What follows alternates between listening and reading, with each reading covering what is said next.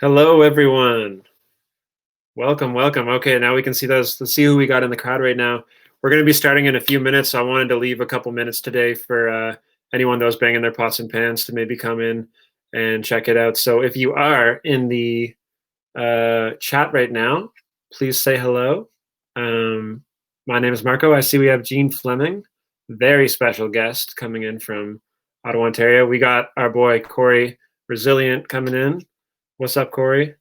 Ariel Howden has some very good questions I'm looking forward to answering today.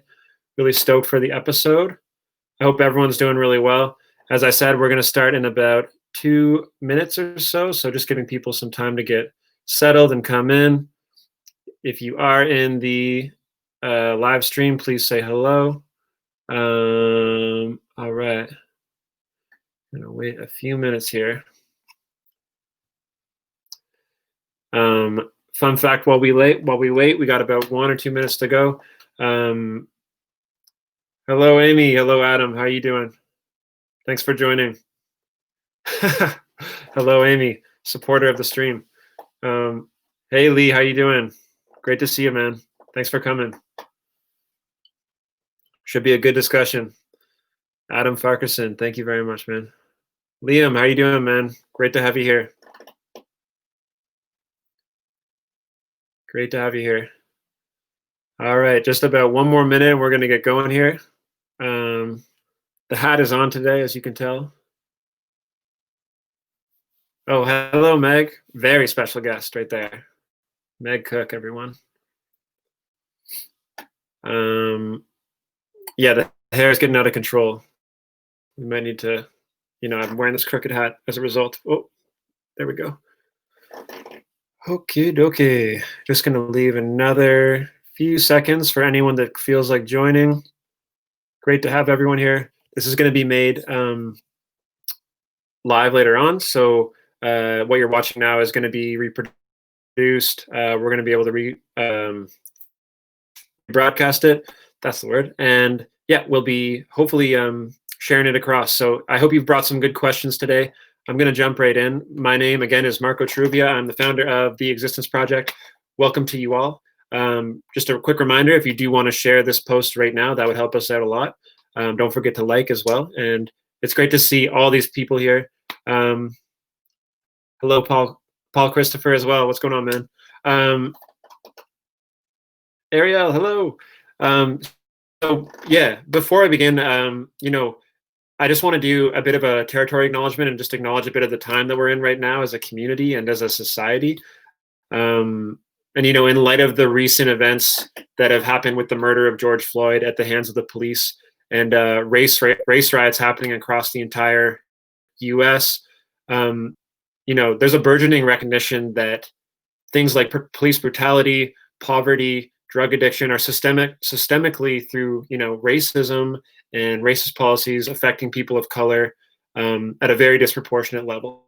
And people like myself who have white skin, I just want to acknowledge that my privilege as a person with white skin, I don't have to deal with that at the same way. So not to say that people with white skin don't have problems, but I don't have to deal with being afraid that I'm going to get killed by a police officer.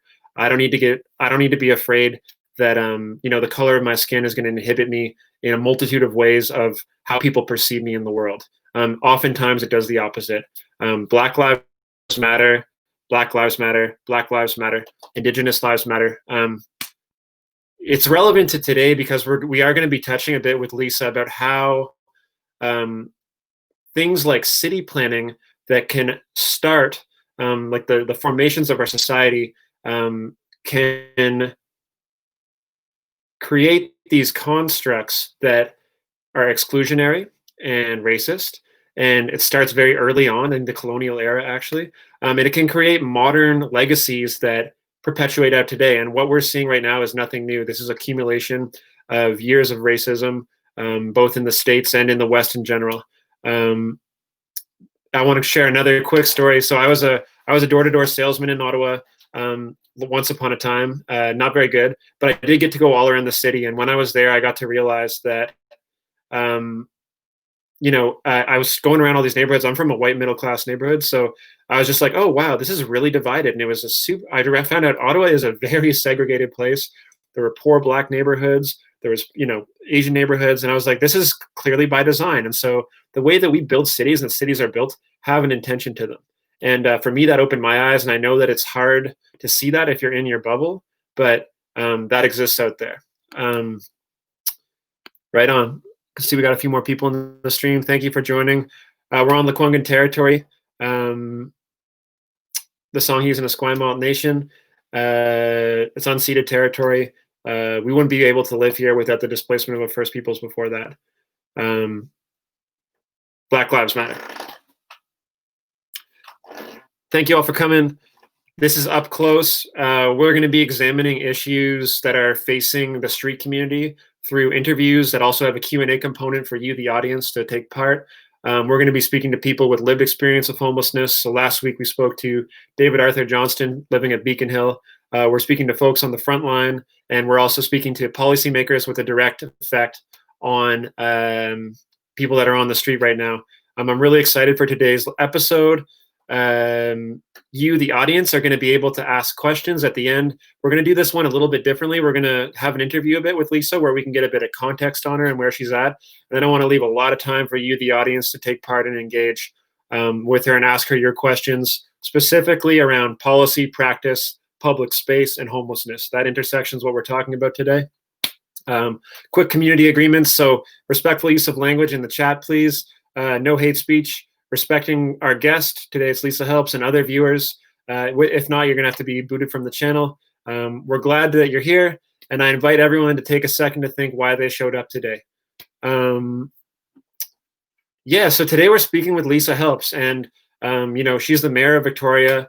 I feel really grateful that we get the opportunity to have this kind of dialogue with someone in that decision-making power. Lisa Helps is serving her second term as mayor of the city of Victoria.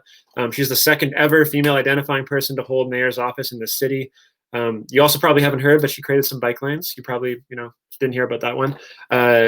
She's taken numerous steps towards reconciliation by creating the Witness Reconciliation Program, the City Family Program, and removing the statue of John A. Macdonald, who was a former Canadian Prime Minister who left a very nasty track record during his days with Indigenous people. She's governed through 210 cities and is a central figure in the next wave of municipal housing solutions for people in the street community during the COVID era. She joins us tonight to speak about policy, practice, and the use of public space in the context of homelessness. Let's bring her in.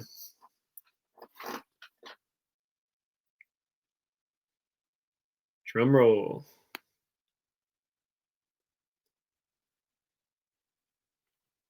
Okay, just a few moments here, and we should be joined by Lisa. Sorry for the delay. Here she is. Hi, Lisa. How are you doing? Good, Marco. How are you? I'm great. Thank you very much for joining us this evening. Yeah, thanks for the invite. You bet. So we're in the COVID era right now, and we've seen an unprecedented push for housing people in the street community. A lot of this has come from a public health perspective, and I want to jump right in and ask, what was the process like for you in developing this solution, and what path are you taking? First of all, I think for me the drum that I've been banging for, since I became mayor and probably before that, is that in a country as prosperous as Canada, no one should be living outside. Everyone should have adequate, safe, secure, affordable housing with the supports that they need. I think COVID has really laid bare many of the vulnerabilities in Canadian society. And when the Prime Minister says to everyone, stay at home, you see really quickly and really explicitly who can't do that.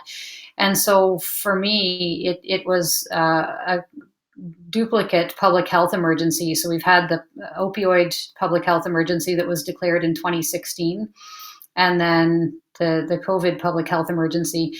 And so cities have little to no power, authority, resources. We have very little. And so for the first, I would say, 6 to 8 weeks of the crisis, my job was to listen through the Coalition to End Homelessness and others to what people were saying out there, people who were living outside, and then to advocate to the province to say in a public health emergency, when everyone's being told to stay at home, you need province to take action to provide housing in an emergency way. So really, that was people.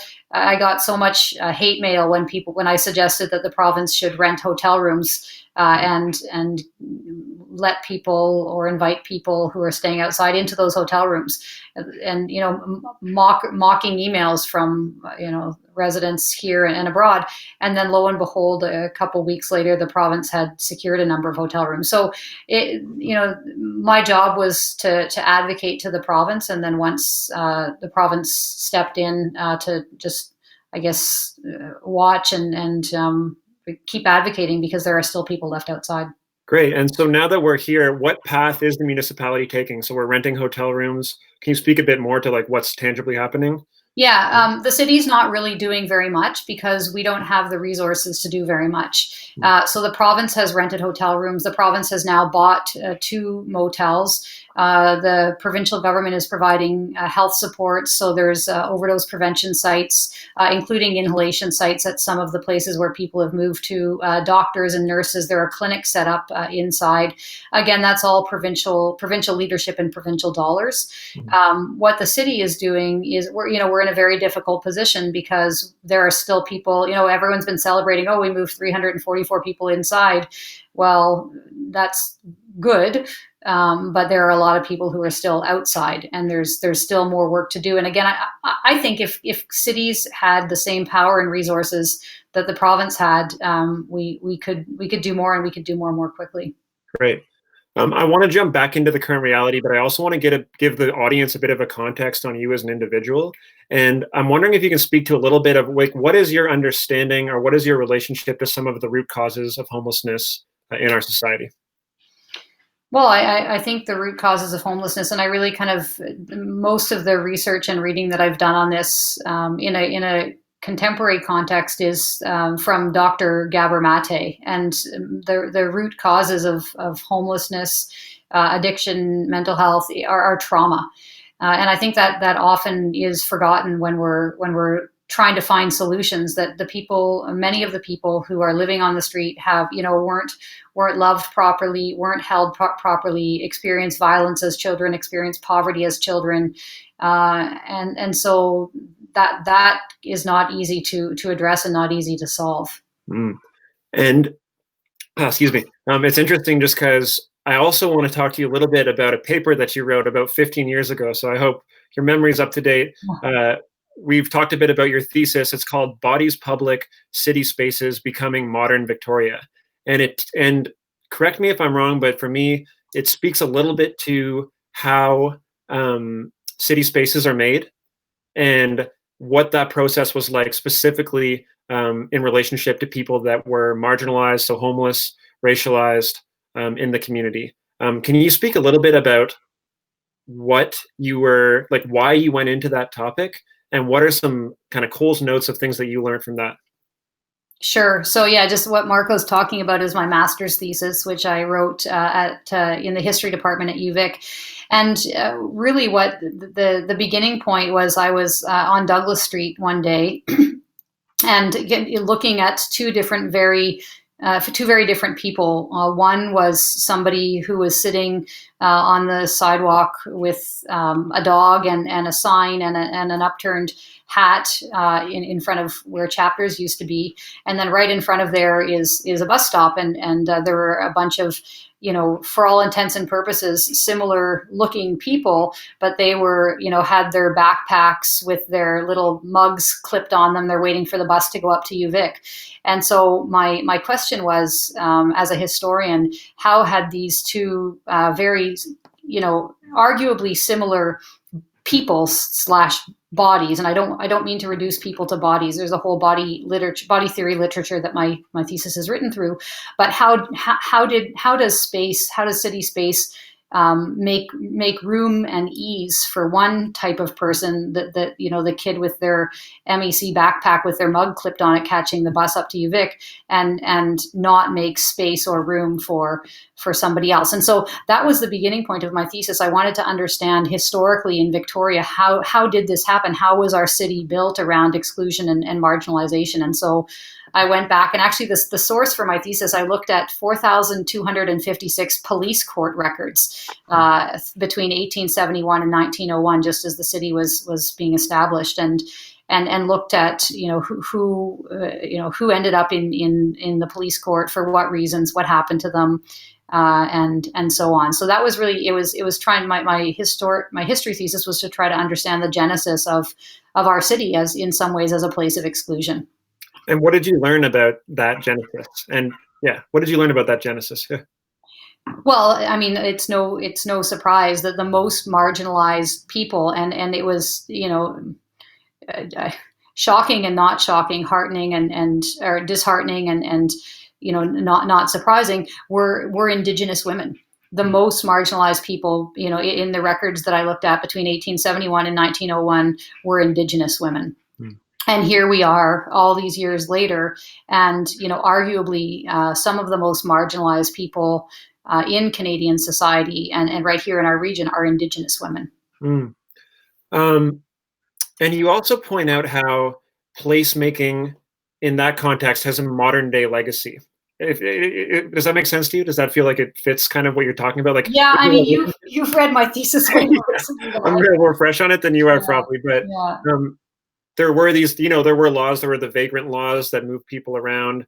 There were, specific roles of the police in society, specifically towards people of color, for the most part. Do you feel like there is a legacy, or there has, like, we haven't departed fully from our colonial beginnings? Absolutely not. Yeah. Yeah. I mean, like Canada is a colonial country. The legacy of Canada is a colonial legacy, and there's a lot of work to do, not only in decolonization, but in indigenization. I wonder also in a Victoria context, though.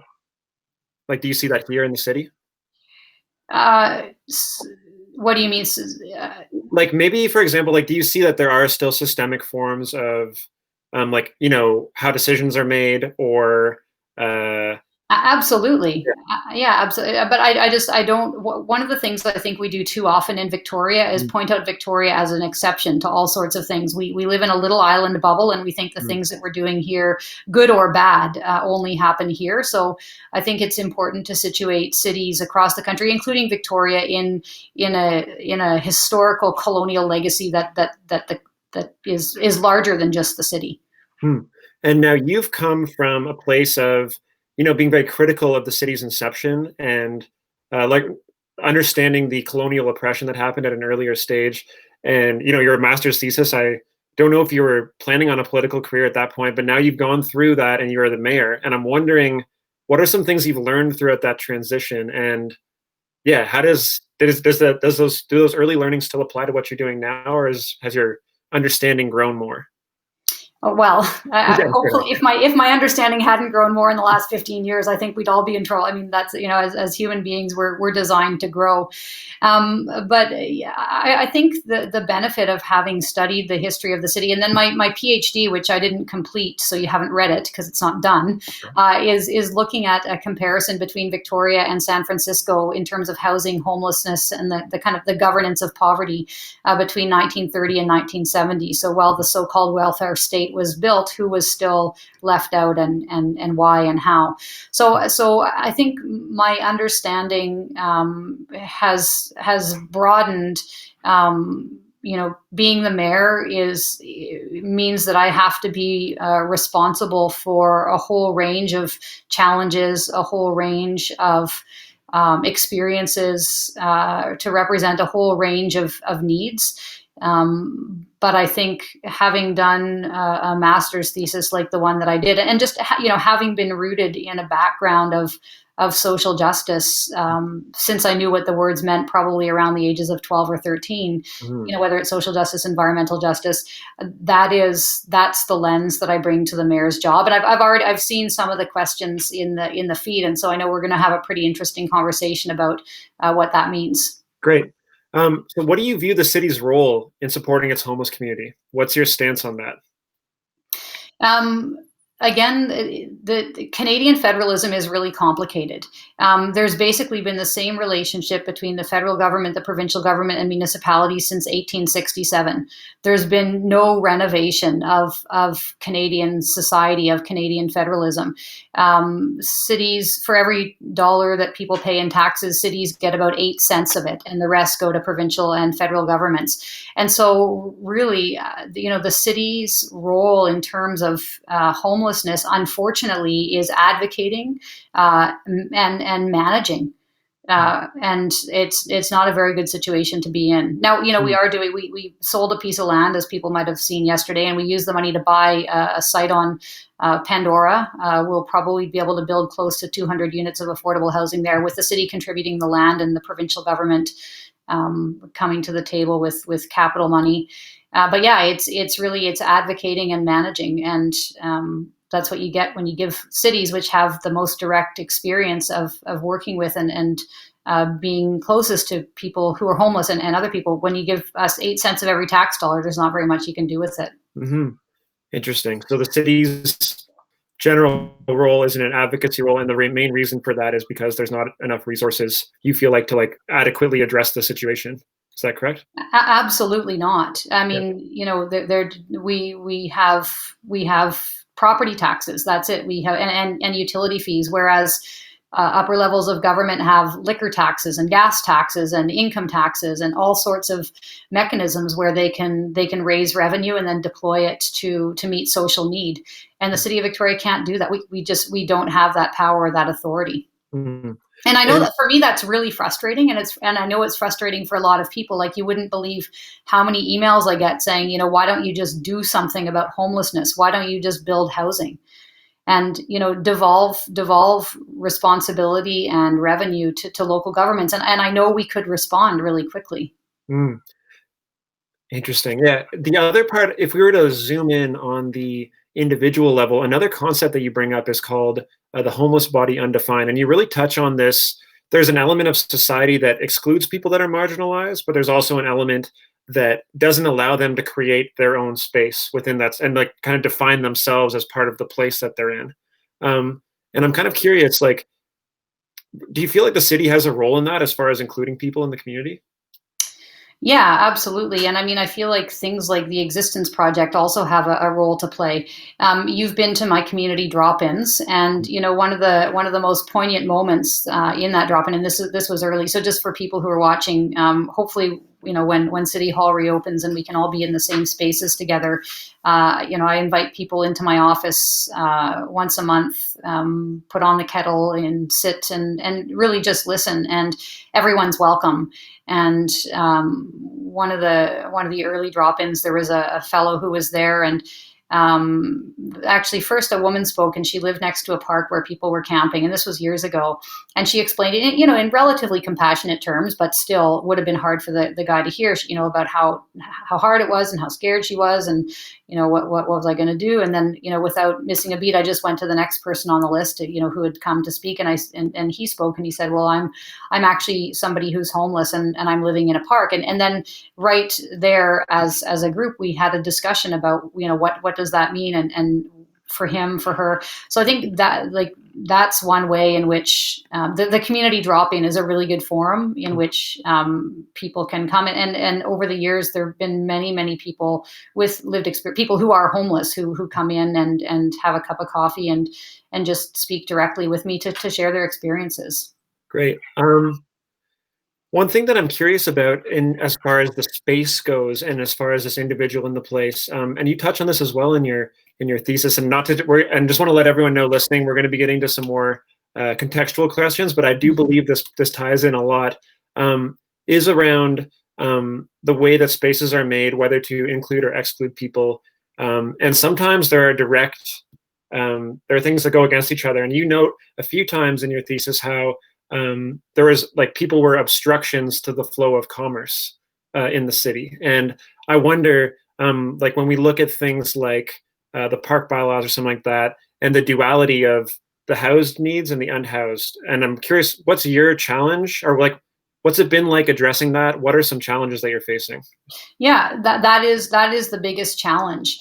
And I think it was the mayor of Seattle who I spoke with some time ago, and he obviously gave me permission to share this story. And there are obviously a lot of people living outside in Seattle as well. And he said his challenge was needing to balance the needs of low income people who can't afford to go on a fancy vacation, who may not even be afford to drive up to Tofino for recreation, but whose public spaces are the parks. That's where they take their kids to play, and then so balancing that need against people's need because there's not enough housing in the city to sleep in parks, and so that is the biggest challenge. And to be honest, if people have access to green space in their single family homes with their backyards, that like I don't feel like those are the people that need to have access to green space. But for lower income people living with kids in apartment buildings, of which there are many, many, many in the city,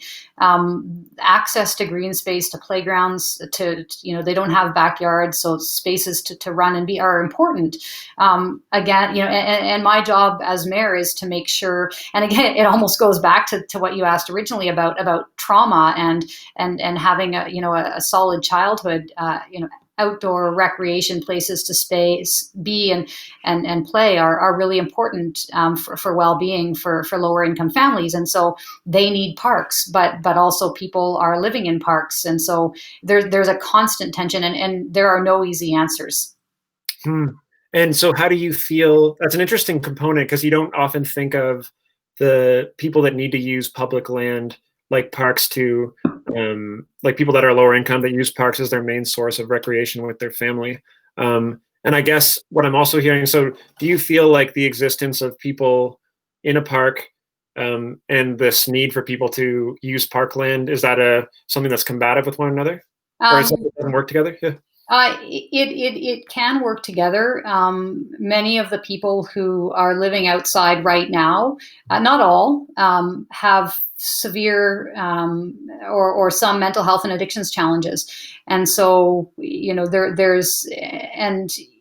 there are real or perceived safety issues. And so if a 5-year-old is running around on the lawn or on the grass and a needle is there, that is an incompatible use. Or if it's also that is an incompatible use. If there are people who might be having a mental health episode and you're there with your 5-year-old, it's actually an opportunity to explain a little bit about some of the challenges that people in our community are living with. So, but it is very difficult. So that they're not necessarily incompatible uses. But one of the things I think that we forget about in our city, again, talking about the use of public space and green space, is we're a city that's made up majority of renters. 61% of people rent. And we're also a city, for all the seeming affluence, that's relatively low income.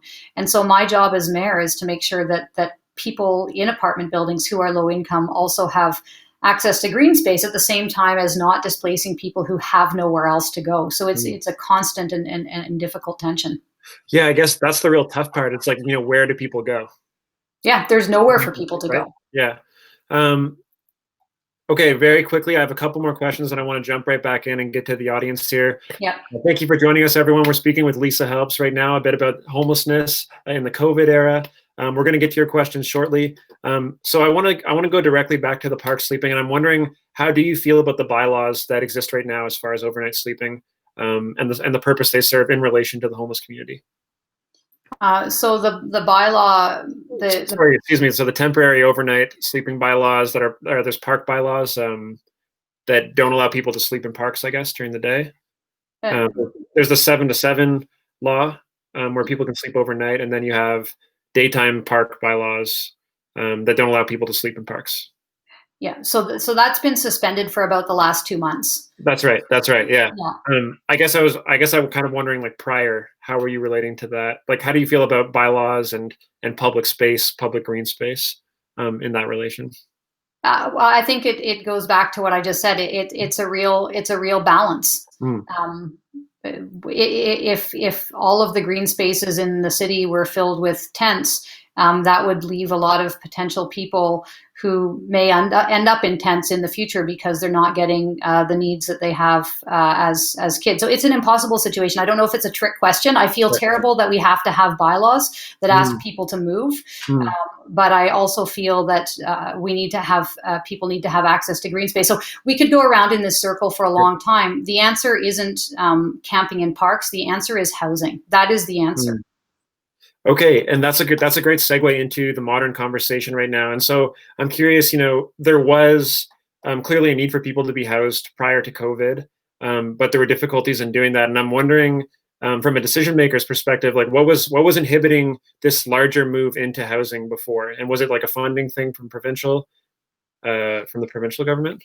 I think it was a lack of urgency in terms of moving quickly. So one of the programs that I helped to get going in 2016 is the Regional Housing First program.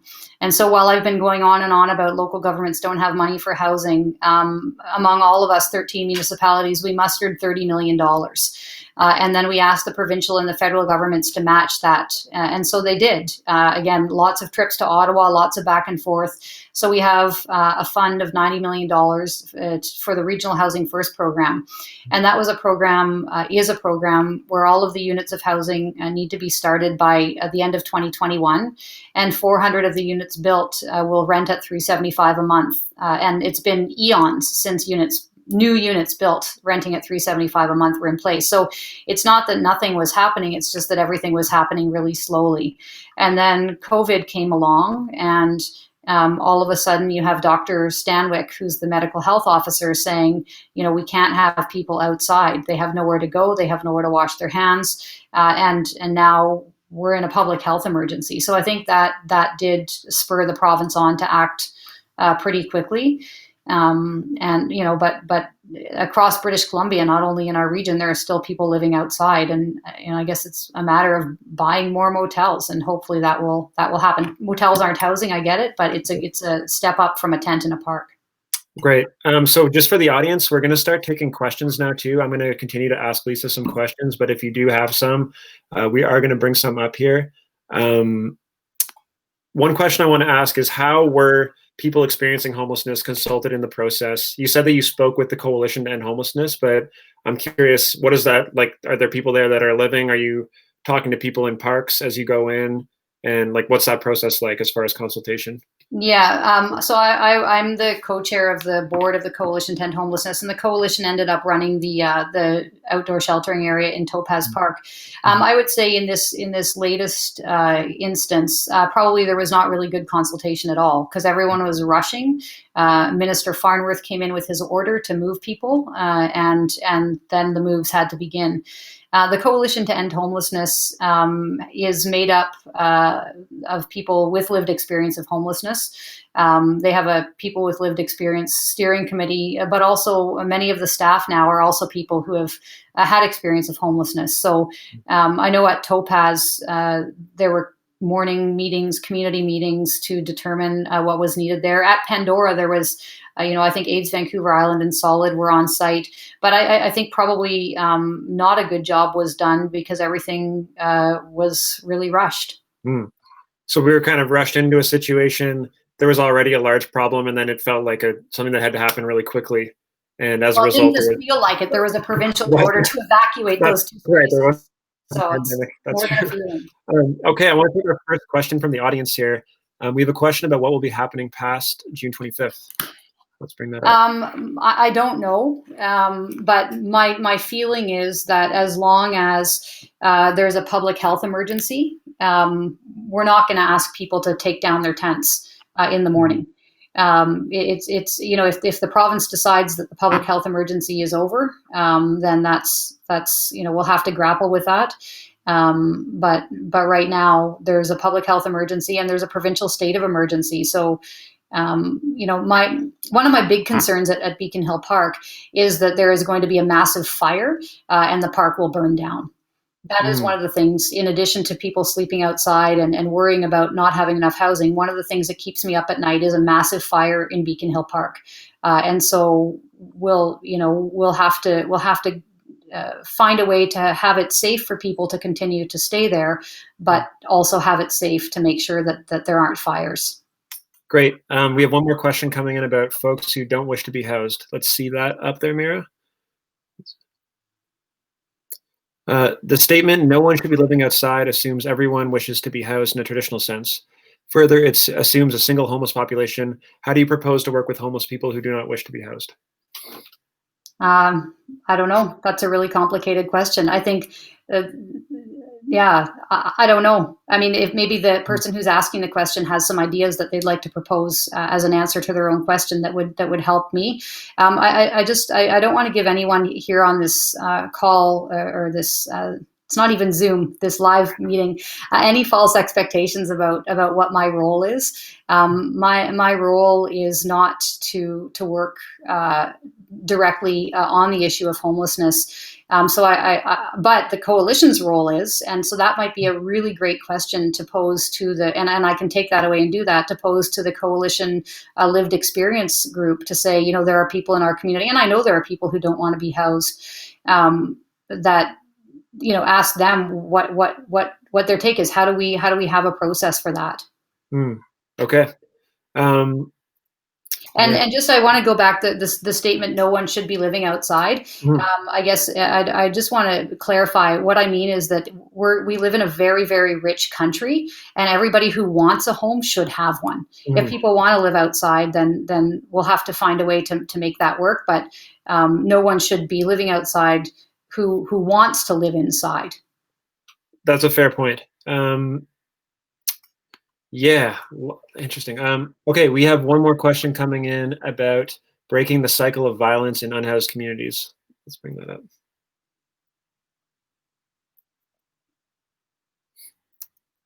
This one's from Ariel Hodden. Hello, Ariel.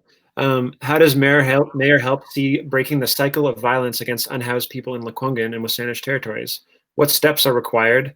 What steps have already been taken, and what are there yet to come?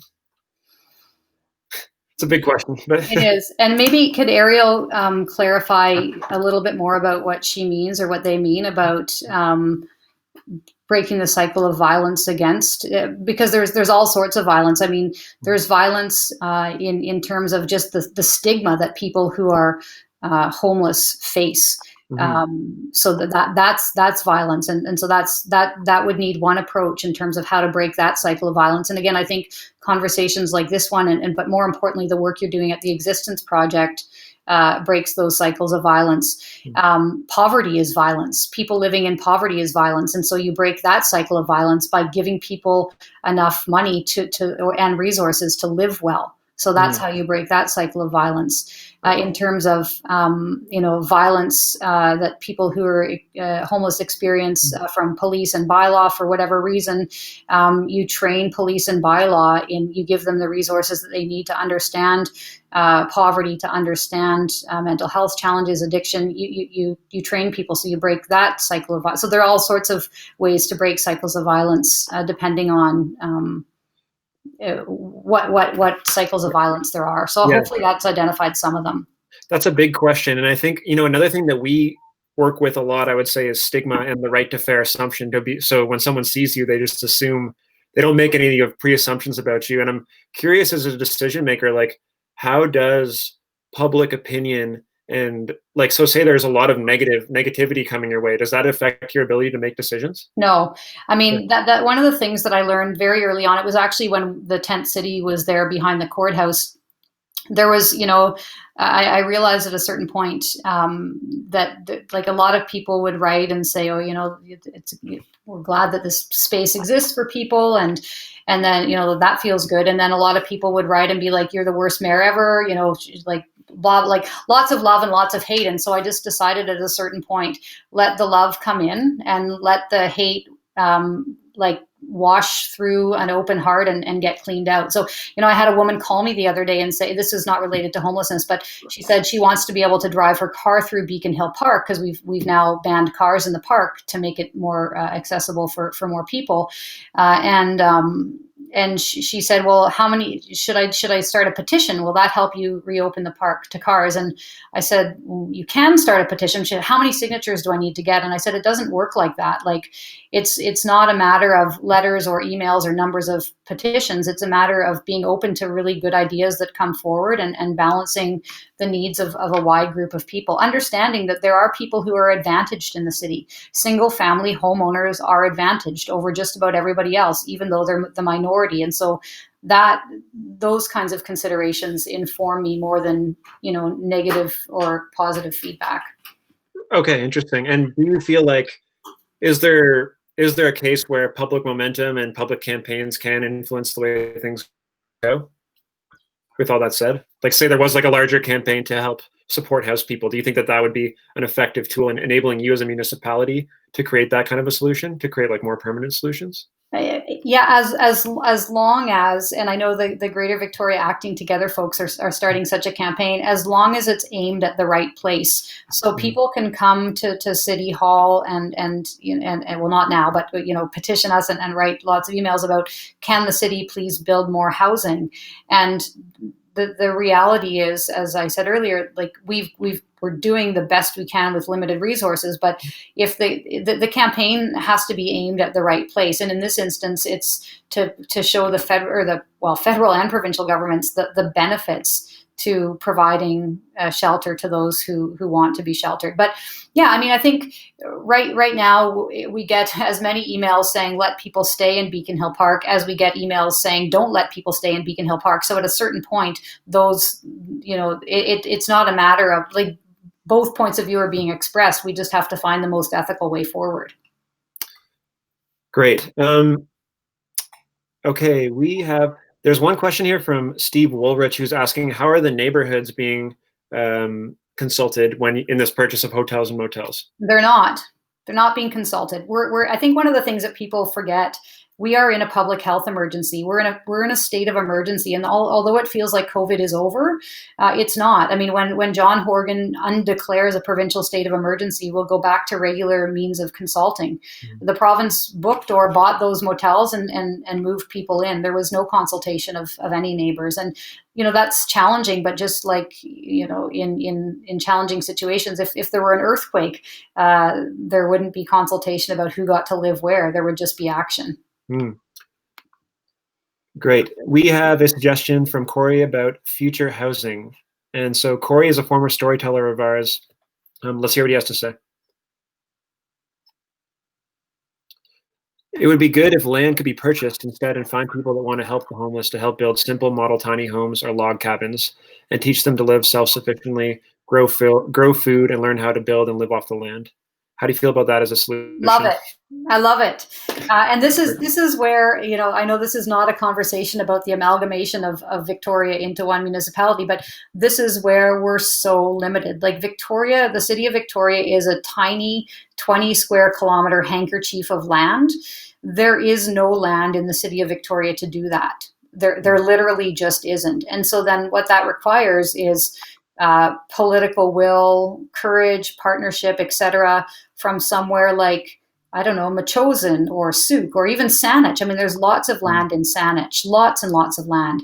So that's the way that our region is governed, prevents those kinds of solutions. And maybe it would be good to interview the mayor of Saanich at some point and ask some of these same questions. Corey, I love your idea. I think it's a brilliant idea.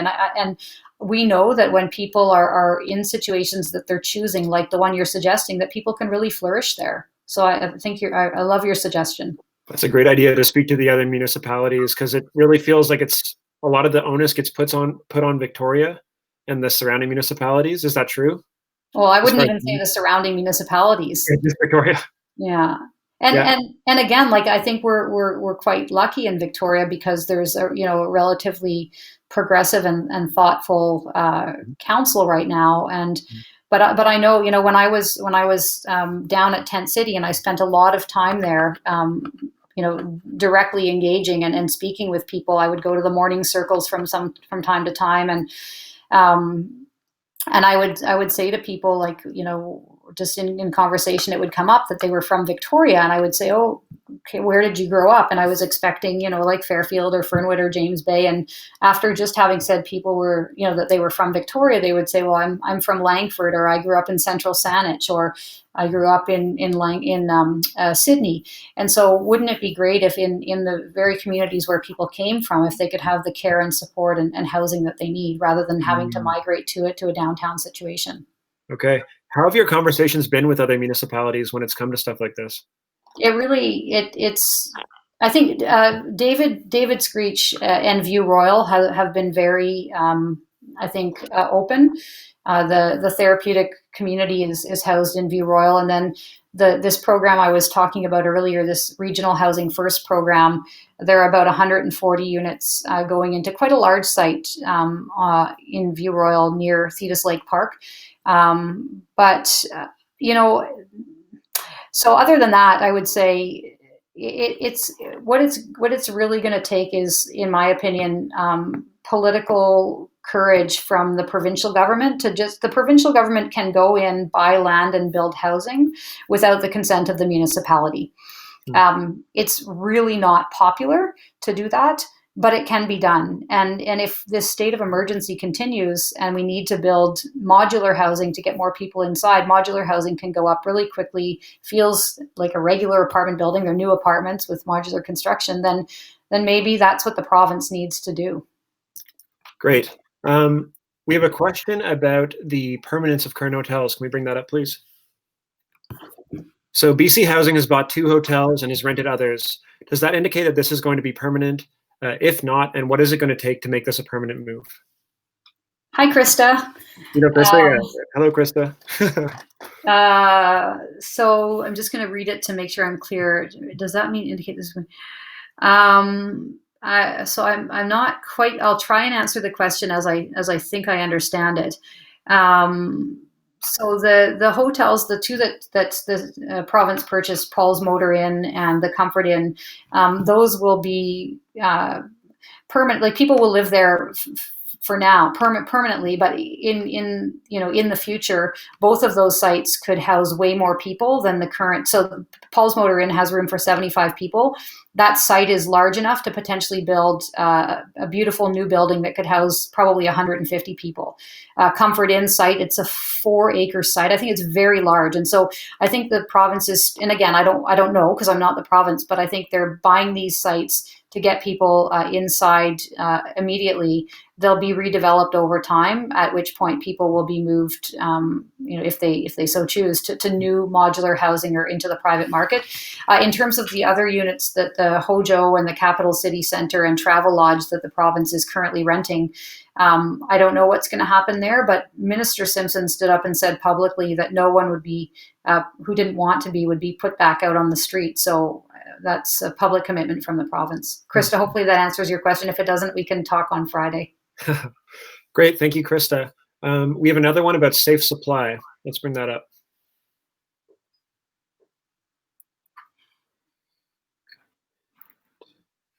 This is from Paul Christopher. Hi, Paul. He says, how are we doing in your opinion of safe supply? A total of 30 people in the CRDE are receiving diluted at 844 Johnson Street. So can you speak a bit to safe supply? Yeah, one of the benefits of the province's actions, and I know that there were drawbacks as well. I get a weekly update from the doctors and nurses who are on the front lines, the VICR, Victoria Inner City COVID Response, those docs and nurses. And at last count, there were, of the people who moved into the various motel sites, between 100 and 150 people who are now receiving safe supply. So that's, I think that's a really good news story.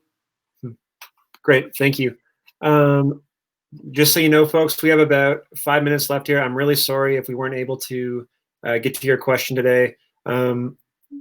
Yeah, please keep asking. We are going to try to get through as many as we can here. I'll be quick in my responses too, but I don't want to sound trite, so I'm trying to give a thoughtful response, but want to make room for as many questions as possible. Fantastic. Okay, so we have a question about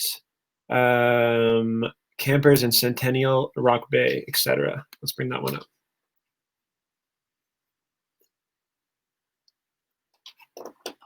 Okay, this is Paul Christopher again. Maybe we'll get someone new with the next one there.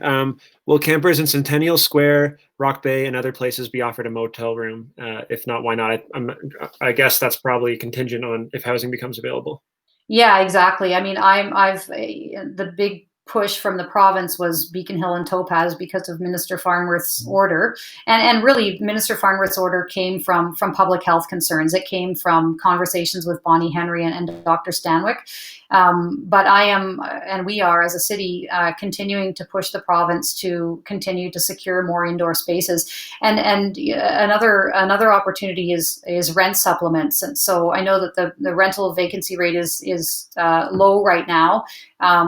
There's some thinking that with COVID and tourism down, that short-term rentals, we've outlawed most of them, but there are some that kind of have a loophole.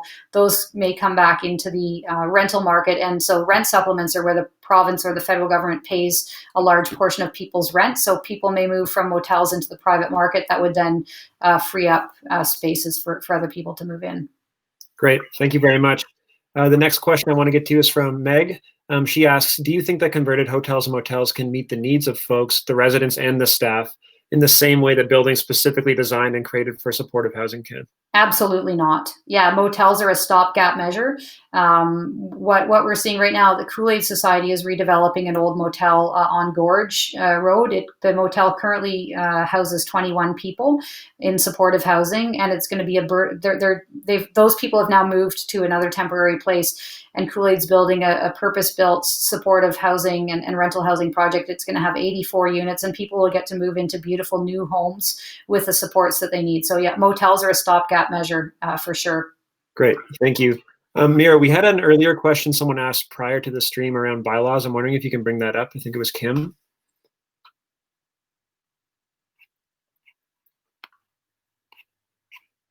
There. Oh, okay, we don't have it anymore. Let's go to another question. Okay, we have a question from Anna Gerard here. What has given you hope or shown you the strength of our community moving away from stigma and division during these times? If you had asked me this question, it's a beautiful question. If you had asked me this question early on in COVID, I would have a different response. I'm a very positive and hopeful person, but one of the things that I do find very distressing is, Dr. Bonnie Henry has been standing up and saying, be calm and be kind for at least 2 months now. And I get the feeling from some of the emails I receive that some members of the general public feel like be calm and be kind applies to everybody except people who are homeless. And so I'm going to keep calling that out. I did on my Facebook Live last week.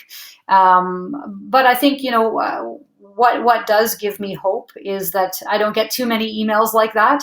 There are 92,000 people who live in the city of Victoria, probably about 55,000 or 60,000 adults, all of whom could write an email one way or the other about their feelings. And the fact that most people, maybe this would be one thing that would be helpful is if people like the work that we're doing, the advocacy that we're doing, the attempts that we're making, it would be sure nice to hear that.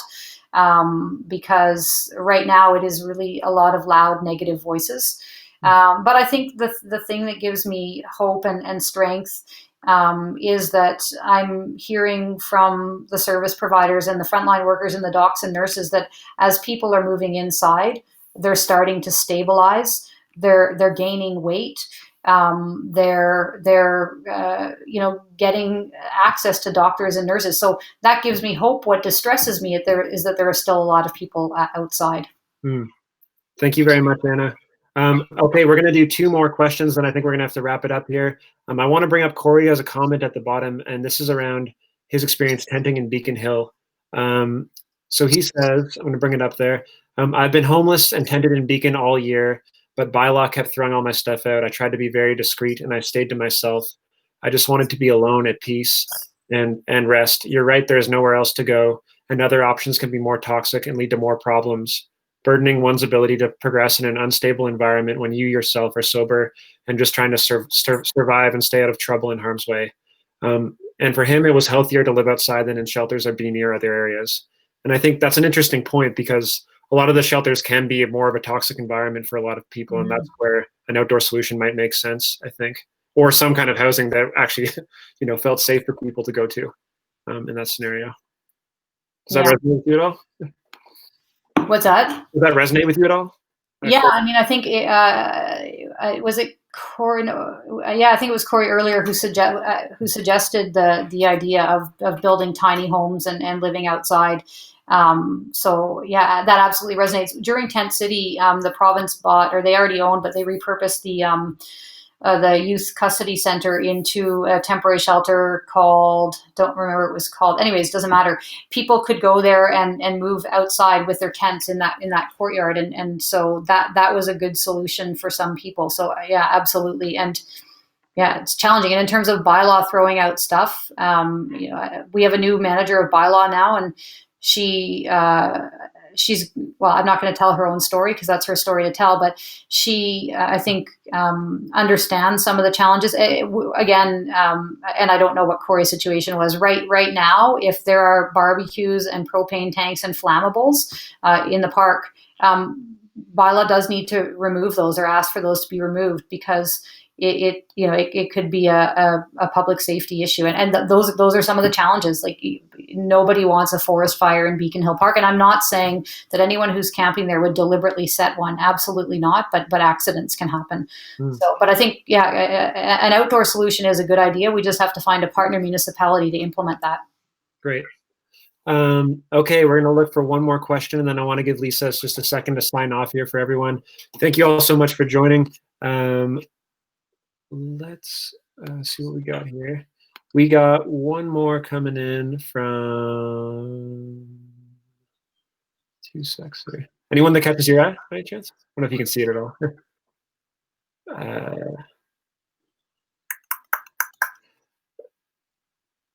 Okay, we have one last question just talking about with Topaz Park, the coalition was given that contract and people were curious, how are service providers, like what's the decision-making process as far as how service providers are contracted to work with in these different environments?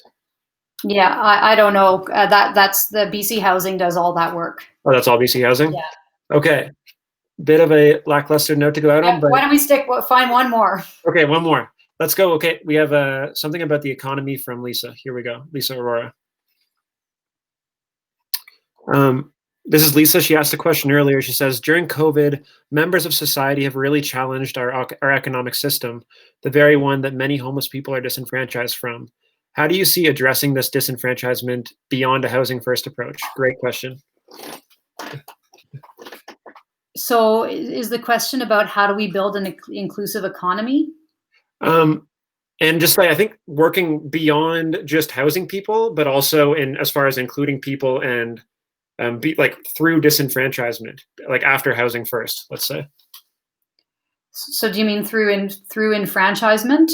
Yeah, sure. Let's say it that way. Yeah, sure. Right. Yeah. So, I think it's a really big question, but I think, like, I don't want to say we're already doing it because we can do much better. But for example, a few years ago, we were really at our wits' end and we didn't know what to do in terms of ideas for housing and homelessness. And so we actually held a forum at the Crystal Garden, and we gave people who were homeless, who were living without homes at that time, a stipend to come. We paid people to come and share their ideas with us, just as we would pay any other consultant. And so that's really enfranchising. You're going to come. There'll be food, and everyone's going to get a stipend for their time. So that's just one small example. I think the community drop-in is another small example. Anyone can come and share their thoughts and their ideas. I've also done some community drop-ins at our place because I know not everyone feels confident or comfortable coming into City Hall. So I think those are some things that the city can do. But we're also, building an equity framework so that we're looking at all of our decisions through making sure that we're really working inclusively and not making decisions for the benefit of a small majority. So I think enfranchisement, I think, is a really important. I would call it more enfranchisement. Makes me think of it's. I would call it more, how do we create a connected community where everyone has a sense of belonging, and I think I would choose the word belonging rather than enfranchisement. And I think that's, human to human, listening to each other's stories. And yeah, Krista, I know Krista's here. Krista's movie is a good example of that. That's a powerful story, the Existence Project. So I think we do that by looking each other in the eye with love as humans, and knowing that we all need belonging in order to thrive. So it's not easy, but it's even harder for the people who don't feel like that right now. Great. Thank you. Thank you, everyone, so much for joining. Before we go, I have a quote. And it's this, you might know it. It says, if it makes only one thought, I hope it is this, that seemingly common sense contemporary conceptions of public spaces by which homeless people are locked out of washrooms and forced out of downtown city places might also be incomplete. They might also be undone. And I'd like to hear, as a parting note, what is your vision for the way that this city includes the homeless community? Sorry, I know. By this city, do you mean citizens? Do you mean Victoria? Like, give me like a what is like an ideal vision that you have for the way that we could have our city embracing the homeless community as part of us? Yeah. Well, I guess my hope is that for everyone who wants to, we can get people moved inside.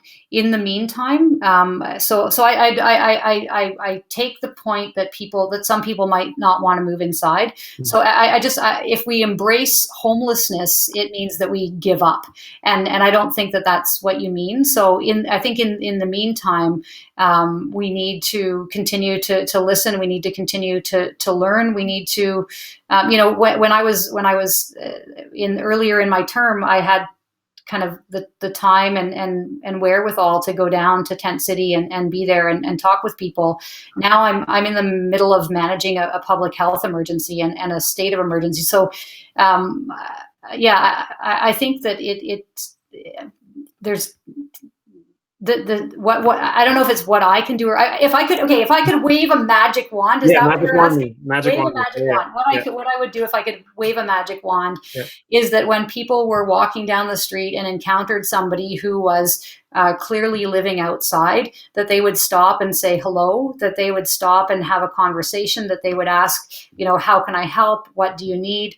That people would look at each other with love in their eyes first. And that goes for regular citizens, for police, for bylaw, for city staff. That if I could wave a magic wand, I would request that people could treat each other with generosity. Mm.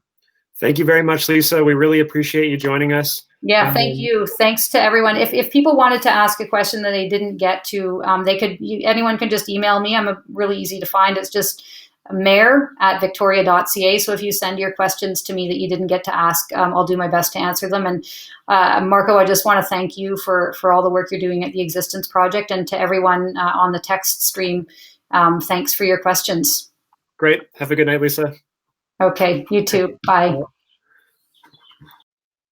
That was Lisa Helps, the mayor of Victoria. Just some context again, her thesis that we were discussing was called Bodies Public, City Spaces, Becoming Modern Victoria. It's a great read. I really suggest you read it if you want to get a glimpse into the formation of this city from a public space perspective. Thank you all so much for joining. That was a really informative evening. Again, I apologize if we didn't get to your question tonight. We really tried to fit it in.